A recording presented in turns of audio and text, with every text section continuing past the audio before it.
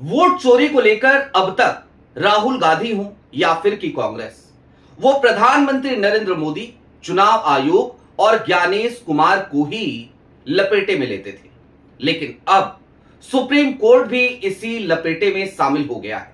जी हां, यह बयान कांग्रेस की तरफ से आना कि सुप्रीम कोर्ट भी सीट चोरी में शामिल है, दरअसल इस बात का ऐलान है कि अब राहुल गांधी और कांग्रेस ने सुप्रीम कोर्ट और सीजीआई के खिलाफ भी मोर्चा खोल दिया है।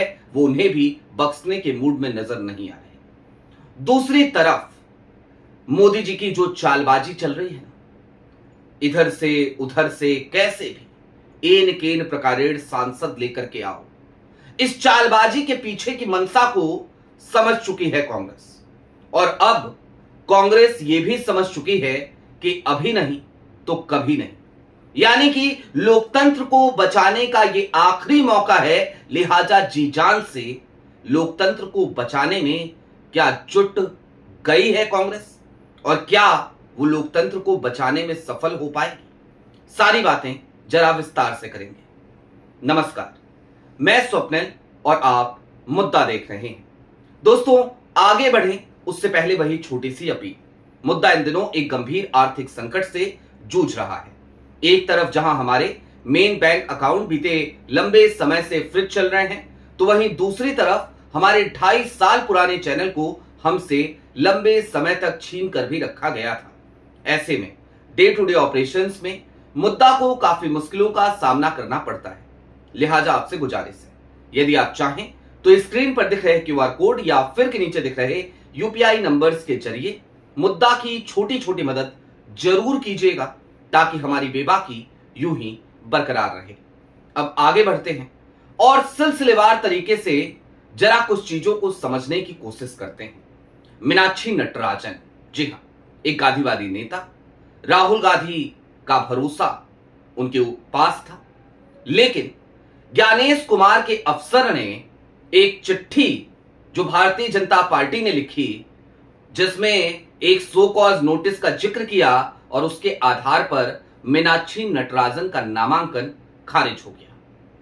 खारिज हुआ तो हुआ, कांग्रेस चुनाव आयोग के दफ्तर पहुंची, चुनाव आयोग से मिलने का वक्त मांगा, खूब आनाकानी की गई, मिलने नहीं दिया गया। अगले दिन 12 बजे का वक्त मिला, कांग्रेस के लोग मिले, लेकिन चुनाव आयोग चुप्पी साधे रहा। आधी रात को कांग्रेस को जाकर के सुप्रीम कोर्ट का दरवाजा खटखटाना पड़ा, और उस वक्त जिस वक्त दरवाजा खटखटाया कांग्रेस ने, तो चंद घंटों की मोहलत बची थी। जब अगर सुप्रीम कोर्ट चाहता तो मीनाक्षी नटराजन की ये सीट चोरी रोकी जा सकती थी। लेकिन जिस दौर में प्रधानमंत्री नरेंद्र मोदी इस देश के आम नागरिकों से ये अपील कर रहे हों कि विदेश यात्राएं मत करो, उस वक्त में देश के मुख्य न्यायाधीश विदेश में जाकर के फिलवक्त तो बैडमिंटन खेल रहे हैं। सुप्रीम कोर्ट चाहता तो मामले की सुनवाई करता, मामला लिस्ट हुआ, लेकिन उसे आज की तारीख पे टाल दिया गया। और इसका नतीजा क्या हुआ? आज सुनवाई हो, सुनवाई में चाहे फैसला जो भी सुप्रीम कोर्ट सुनाए, लेकिन दूसरी तरफ वहां पर भारतीय जनता पार्टी के तीनों प्रत्याशी, और खास तौर पर हम जिक्र एक प्रत्याशी का करेंगे, महेश केवट, जो तीसरा प्रत्याशी था, तीनों निर्विरोध रूप से चुन करके राज्यसभा सांसद बन गए। उन्होंने अपना certificate of victory returning officer से हासिल कर लिया है। अब कल सुनवाई होती, कल फैसला आता, तो ऐसा नहीं होता। दिग्विजय सिंह ने मोर्चा खोला सबसे पहले, और उसके बाद कांग्रेस के तमाम लोग अब खुल करके सुप्रीम कोर्ट की आलोचना कर रहे हैं। मैंने कई नेताओं को देखा, मसलन एक प्रवक्ता हैं विंग कमांडर अनवा आचार्य, उन्होंने भी अपनी बात रखी। लेकिन सबसे पहले मैं चाहता हूं जरा आप दिग्विजय सिंह को सुने, बिल्कुल सटीक बात और बिल्कुल नपे तुले लेकिन सीधे लफ्जों में, चुभने वाले लफ्जों में क्या कहा है दिग्विजय सिंह, सुनिए। मालूम था कि जब चोरी हुई है तो चोरी में सभी शामिल हैं, न केवल राज्य लेकिन केंद्र भी, चुनाव आयोग भी, और माननीय मुझे कहना पड़ रहा है सुप्रीम कोर्ट भी। जब सुप्रीम कोर्ट को मालूम था कि हमारी जो पिटीशन है वो 4 बजे के बाद इनफ्लेक्चुअस हो जाएगी, तो सुना क्यों नहीं, आज कल की डेट क्यों लगाई है? ये सब मिली जुली चोरी है। सुना आपने दिग्विजय सिंह को, सीधी सी बात कही, ना इधर की ना उधर की, सीधी बात, नो बकवास, कि भाई राज्य, केंद्र, आयोग और मुझे कहना पड़ रहा है कि सुप्रीम कोर्ट। ये कहने की नौबत किस लिए आई? ये कहने का मौका किसने दिया?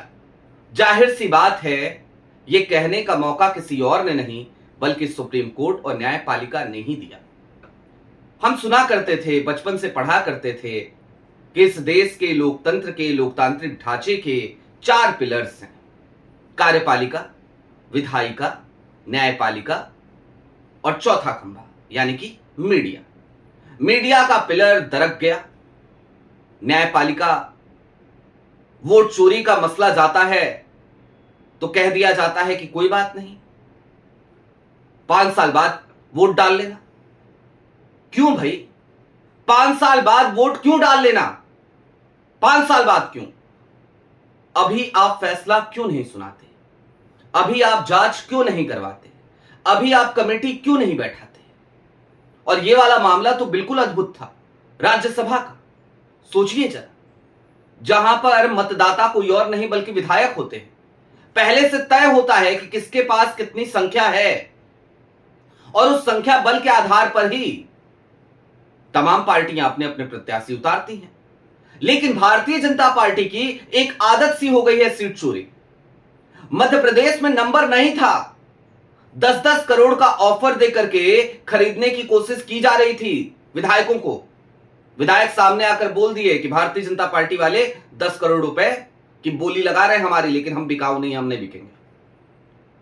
जब समझ में आ गया कि नहीं बिक सकते, तो उसके बाद तीसरे प्रत्याशी को कैसे जिताया जाए, क्योंकि 4 लोग थे मैदान में, मीनाक्षी नटराजन भी थी, कांग्रेस ने अपना एक प्रत्याशी उतारा था। तो एक ही तरीका, कोई बात नहीं, ज्ञानेश कुमार और ज्ञानेश कुमार का अफसर जिंदाबाद, और उस जिंदाबाद के तहत एक सो कॉज नोटिस को आधार बनाया गया। मीनाक्षी नटराजन रेस से बाहर हो गई, निर्विरोध रूप से तीनों अब जीत चुके हैं। अब अगर आज सुप्रीम कोर्ट फैसला सुना दे मीनाक्षी नटराजन के पक्ष में, कह दे कि रिटर्निंग ऑफिसर का फैसला गलत था, तो भी क्या बदल जाएगा भैया? मान लीजिए महेश केवट का निर्वाचन रद्द भी हो जाता है, तो क्या बदल जाएगा? महेश केवट का निर्वाचन रद्द हो जाएगा, फिर उस सीट पर चुनाव होगा। इस बार संख्या बल भारतीय जनता पार्टी के पास होगा, क्योंकि अब एक ही सीट पर चुनाव होगा, और जब एक सीट पर चुनाव होगा तो आपको पता है वहां पर विधायकों की संख्या, जाहिर सी बात है, बरक्स कांग्रेस काफी ज्यादा है भारतीय जनता पार्टी के पास, तो महेश केवट आसानी से जीत करके राज्यसभा फिर पहुंच जाएंगे। यह होती है सीट चोरी, और इस तरीके से हो रही है सीट चोरी। दूसरी तरफ झारखंड का एग्जाम्पल देखिए। पहले खूब हवा बनाया गया कि गौरव वल्लभ आएंगे, गौरव वल्लभ ने नामांकन फॉर्म खरीदा, और लोगों से भी नामांकन फॉर्म खरीदवाया गया। रेड्डी साहब पहुंचे, उन्होंने नामांकन फॉर्म खरीदा, और परिमल नाथवानी, अंबानी साहब के राइट हैंड है, उन्होंने भी नामांकन फॉर्म खरीदा। परिमल नाथवानी की नॉमिनेशन फॉर्म में काफी सारी गड़बड़ियां हुई। बाकी लोगों ने अपना नामांकन किया नहीं, सिर्फ परिमल नाथवानी ने किया, और उनको भारतीय जनता पार्टी ने अपना समर्थन भी दे दिया। काफी सारी गड़बड़ियां थी उनके नामांकन में, नॉमिनेशन में, आपत्ति दर्ज कराई गई, लेकिन उस आपत्ति को खारिज भी किया गया और उनको मौका ऐसा दिया गया कि दूसरी बार फॉर्म 26 भर दीजिए। हालांकि इनके ऊपर लैंड ग्रेबिंग का एक केस चल रहा है, और इस केस की डिटेल परिमल नाथवानी ने शायद अपने नए एफिडेविट में अभी तक नहीं दी है। उसके बावजूद उनका नामांकन वैध है। लेकिन दूसरी तरफ मीनाक्षी नटराजन, जिनके खिलाफ एफआईआर नहीं, किसी संज्ञेय धाराओं के तहत मीनाक्षी नटराजन, जो उस मुकदमे में जिसका हवाला दिया जा रहा है उसमें सिर्फ एक रिस्पोंडेंट इसलिए बनी क्योंकि एक सो कॉज नोटिस मजिस्ट्रेट की तरफ से आया कि आपके ऊपर यह आरोप लगा है, आप अपनी सफाई दे दीजिए। मीनाक्षी नटराजन ने अपनी सफाई दे दी, तो उसके आधार पर उसको सो नहीं किया, बस इस वजह से मीनाक्षी नटराजन का नामांकन खारिज कर दिया जाता है। अब दोस्तों, हमने क्यों कहा कि अभी नहीं तो कभी नहीं, लोकतंत्र बचाने का यह आखिरी मौका है, जरा उन बातों को गंभीरता से समझिएगा। दरअसल आपको याद है ना, 2/3 बहुमत ना हो पाने की वजह से किस तरीके से महिला बिल की आड़ में आ रहा इनका परिसीमन बिल वो गिर गया था। दरअसल ये सारी कवायद कि टीएमसी को तोड़ दो, डीएमके को साथ ले आओ, राज्यसभा में सीट चोरी करके किसी भी तरीके से अपने आंकड़े बढ़ाओ, आम आदमी पार्टी से 7 राज्यसभा सांसद लेकर के आओ, ये सब कुछ हो रहा है 2/3 बहुमत के लिए कि किसी भी तरीके से अब परिसीमन बिल लाना ही लाना है, क्योंकि देश की हवा और देश की फिजा बहुत बदल चुकी है। और अब अगर इसी हालात में चुनाव होते हैं तो वोट चोरी काम नहीं आ पाएगी, क्योंकि वोट चोरी हर सीट पर 10%, 5%, 4% इतने का ही अंतर डाल पाती है। इतने अंतर में बहुत ज्यादा खेल हो जाता है, लेकिन जिस तरीके का माहौल अब मोदी जी ने बना दिया है, पेट्रोल डीजल की चोरी से लेकर नीट पेपर लीक और तमाम समस्याएं लोगों की, ऐसे में वोट चोरी भी अब मोदी जी को सत्ता में वापसी नहीं करा सकती। तो इसका एक ही मात्र तरीका है कि अपने जो हार्डकोर वोटर्स हैं, अपना जो वोट का एक बड़ा चंक है, उन सभी को मजबूत करो। और कैसे करो?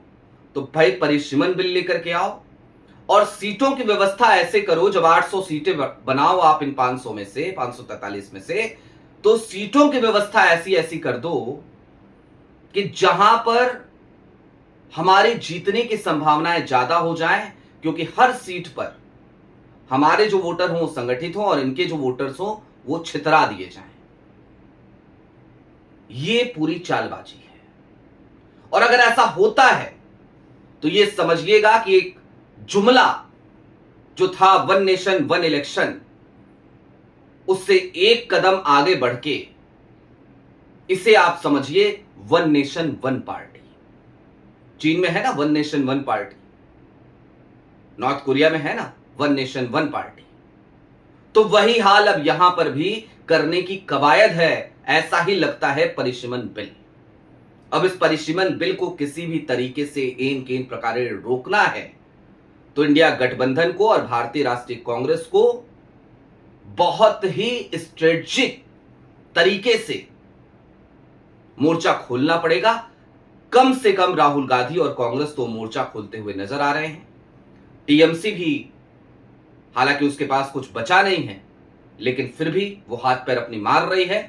बाकी पार्टियों को भी अब आगे आकर कांग्रेस के साथ कंधे से कंधा मिलाकर चलना पड़ेगा, तभी जाकर के कुछ हो सकता है।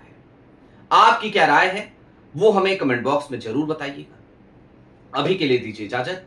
चलते चलते फिर वही अपील, चैनल पे नए हो तो सब्सक्राइब करते हुए जरूर जाइएगा, और यदि आप सक्षम हो तो छोटी छोटी मदद मुद्दा की जरूर कीजिएगा, ताकि हमारी बेबाकी यूं ही बरकरार रहे। बहुत शुक्रिया।